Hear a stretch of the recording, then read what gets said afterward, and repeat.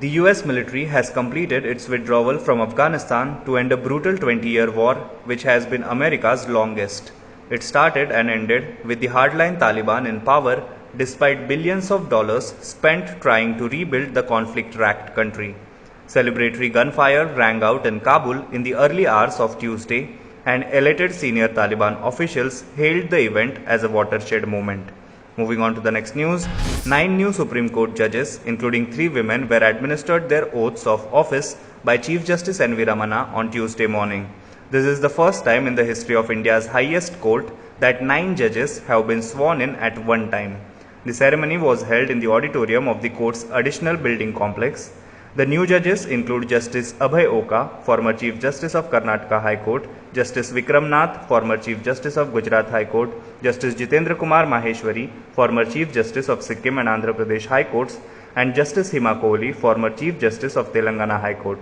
They also included Justice B.V. Nagaratna, former Karnataka High Court Judge, Justice C.T. Ravi Kumar, former Kerala High Court Judge, Justice M.M. Sundaresh, former Madras High Court Judge, Justice Bela M. Trivedi, former Gujarat High Court Judge, and Justice P.S. Narasimha, Senior Advocate and former Additional Solicitor General.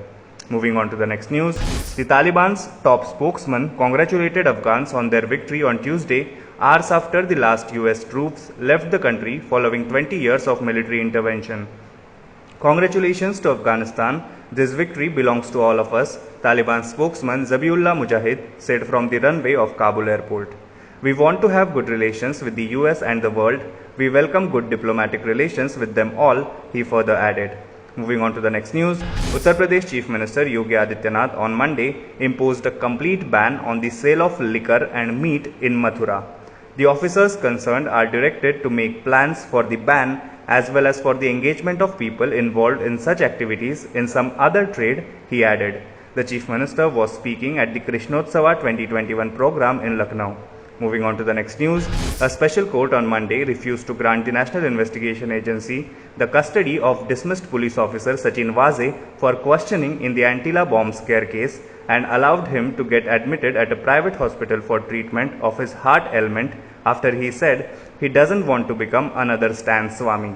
Special Judge Prashant R. Sitre permitted Mr. Waze, who is currently in jail under judicial custody, to get admitted to a private hospital in Thane for treatment for his heart ailment. The cost of such treatment is to be borne by Mr. Waze and his family, the court said. If you like this video, please share it, and we would love to hear your comments in the comments section down here.